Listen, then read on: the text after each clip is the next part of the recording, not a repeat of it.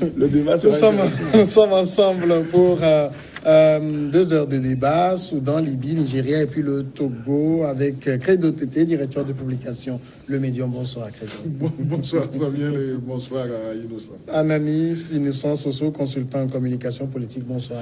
Bonsoir Samuel. Ça fait plaisir de voir pour la première fois mon cher petit frère Credo dans un débat. C'est la première fois que je vais débattre avec lui. Et j'espère que le débat sera cordial comme notre fraternité. Bonsoir aux téléspectateurs et puis bonsoir à tous ceux qui nous suivent, que ce soit dans la diaspora et dans le monde.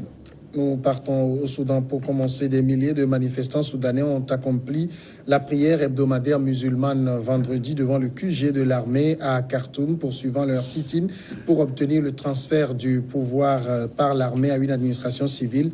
Depuis le 6 avril, les manifestants sont rassemblés jour et nuit devant le QG dans le prolongement d'un mouvement de protestation déclenché le 19 décembre pour dénoncer initialement le triplement du prix du pain dans ce pays confronté à une crise économique avant de se muer en contestation contre le président Omar El-Béchir. Credo Tété, la rue continue de maintenir la pression.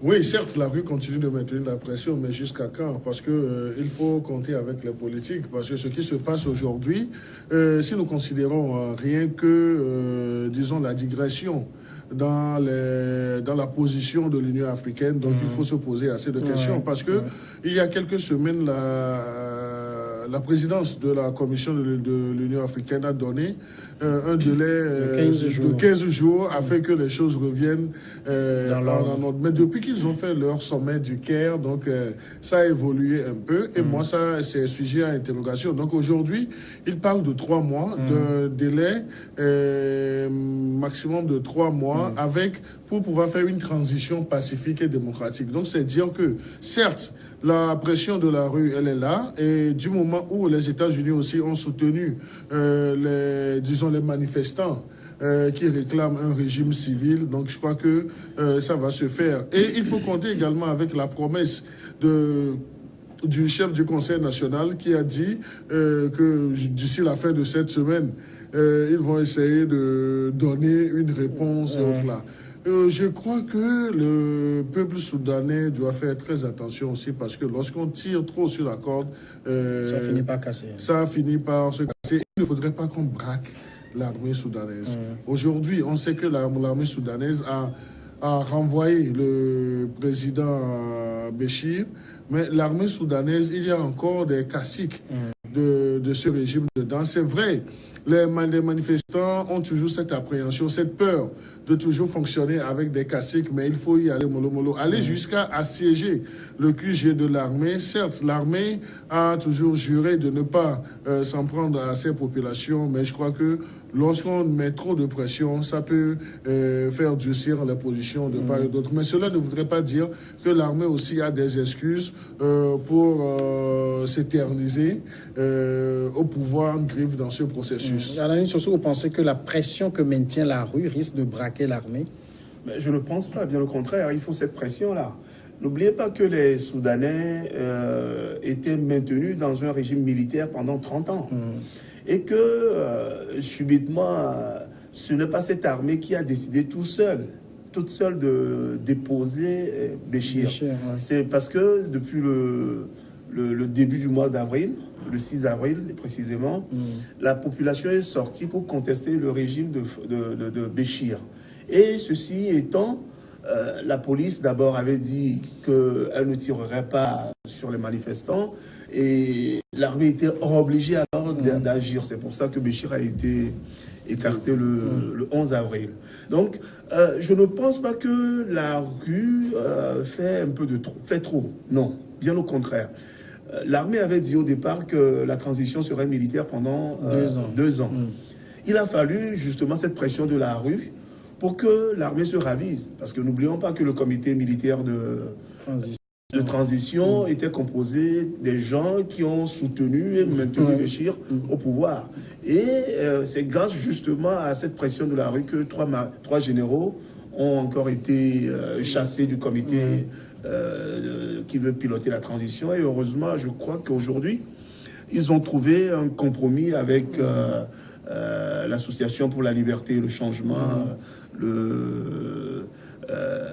la branche politique de l'association des professionnels soudanais. Donc, ils ont trouvé un compromis quand même pour transférer ce pouvoir aux civils. Et ce que le peuple réclame aujourd'hui, avec plus d'1 million de personnes qui ont encore assiégé le siège de l'armée soudanaise ce matin, ce qu'ils réclament, c'est que l'entièreté du pouvoir soit confiée à des civils, c'est-à-dire des gens qui sont du peuple, qui ont manifesté pour que Béchir puisse partir. Donc je crois quand même que c'est plutôt légitime, parce qu'en Afrique, on sait, quand on confie un pouvoir à un régime militaire, ça veut dire que vous permettez à ce régime militaire-là de perdurer. L'exemple égyptien avec Sisi est là, et c'est lui maintenant qui ordonne justement aux Soudanais de trouver une solution d'ici 3 mois. Alors pour conclure, alors finalement, l'armée n'a rien à dire quand un peuple se soulève. C'est ça qui est le message qui est le plus important. La souveraineté, c'est pour le peuple. Et tant que les revendications de ce peuple-là ne seront pas satisfaites, je ne pense pas que les Soudanais iront à la maison. Ils veulent un pouvoir, une transition civile qui remet tout à plat dans le pays pour réorganiser les institutions. Et il y a une précision aussi de taille. Aujourd'hui, il y avait des magistrats qui étaient dans leur toge dans le cortège, ce qui est une première depuis le déclenchement de ce mouvement. Ça veut dire que les différentes couches socio-professionnelles du Soudan veulent vraiment un pays démocratique avec des institutions fortes et une transition qui aboutit à des élections transparentes et démocratiques. Credo, on ne peut pas quand même reprocher à la rue soudanaise de mettre la pression parce qu'elle a été dirigée par un militaire pendant 30 ans. Ils savent ce que c'est que des militaires au pouvoir.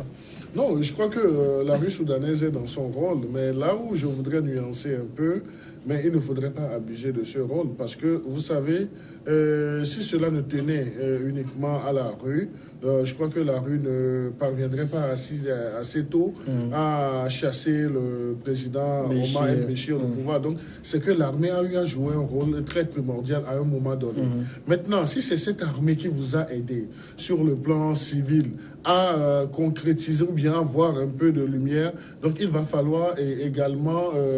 je ne sais pas, ce n'est pas les amadouer, mais tenir des langages qui puissent également les rassurer. Maintenant, vous leur dites, vous adoptez un radicalisme. C'est vrai, la rue, nous disons aujourd'hui abusivement la rue, mais la rue, c'est beaucoup plus les frustrés de Béchir aujourd'hui. Ceux à qui Béchir a fait du mal, ceux qui n'ont pas eu des brins, des espaces de liberté dans la gouvernance de M. Béchir. Donc là, ce sont ces personnes qui sont aujourd'hui dans la rue. Et là, donc on voit, c'est un mouvement d'ensemble. Donc on peut excuser cela, c'est un mouvement d'ensemble. Mais moi, je crois qu'il va falloir mettre un peu de sagesse dedans, savoir choisir les mots en direction de cette armée, parce que il y a un risque. Lorsque cette armée serait braquée, cette armée va vouloir foutre le bordel, parce que c'est cette armée qui a concrétisé votre occupation de la rue en chassant dans un premier temps M. Béchir du pouvoir. Maintenant, certes, le Conseil national avec son chef ne sont pas, on peut leur accorder le bénéfice du doute, ne sont pas dans la logique de conservation du pouvoir, mais lorsqu'ils se sentiront assez acculés, donc on ne sait pas ce qu'ils peuvent adopter comme pouvoir de résistance ou bien de s'éterniser. Donc on ne peut pas dire, on ne peut pas leur prêter cette intention qu'ils sont dans une logique de s'éterniser au pouvoir. Tantôt dans mon introduction, je parlais un peu de l'évolution de la position de l'Union africaine. Donc il faudrait lire entre les lignes. L'Union africaine qui était assez dure, assez radicale, qui a parlé de 15 jours, a fait que l'ordre civil soit rétabli. Aujourd'hui, la même Union africaine nous parle de 3 mois avec une formule assez magique que nous leur connaissons, transition pacifique et démocratique. Donc, c'est-à-dire, de 15 jours, c'est parti à 90 jours. Mais s'il y a encore des contingences ou des nécessités, ils peuvent faire avec. Donc, c'est le message qui est assez clair. Le soutien, ce qui peut faire balancer aussi, c'est le soutien des États-Unis à ces manifestants-là. Donc, vous avez vu, les États-Unis ont eu une position assez claire.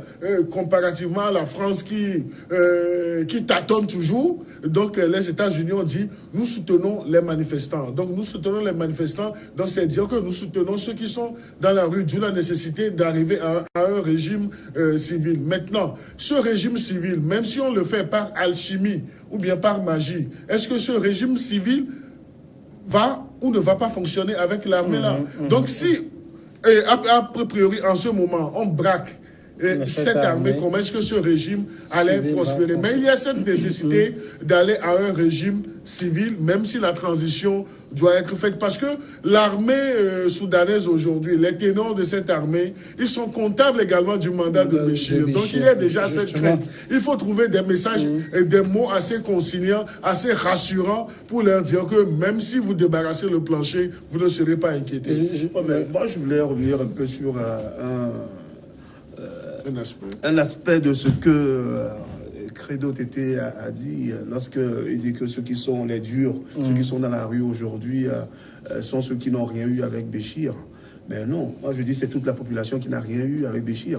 Il y avait qu'une oligarchie constituée de la famille de Béchir, de son clan et puis de l'armée. Ceux qui faisaient des deals au niveau du désert en matière de trafic d'armes, en matière de trafic de cocaïne. Ce sont ces mêmes personnes. Donc, plus de 99% de la population soudanaise n'avait rien eu avec Béchir. Donc, ceux qui sont dans la rue, c'est les Soudanais, pas cette oligarchie-là. Si ça ne tenait qu'aux militaires, cette transition allait être une transition militaire de 2 ans. Ouais. C'est parce que il y a l'association des professionnels et puis justement après l'Alliance pour la liberté et le changement qui est venue en appui pour que les militaires comprennent que le Soudan ne peut plus être ce qu'il a été pendant 30 ans. Donc ça c'est vraiment une grande parenthèse qu'il faut ouvrir. D'accord, on va marquer la première pause et on revient tout de suite après continuer.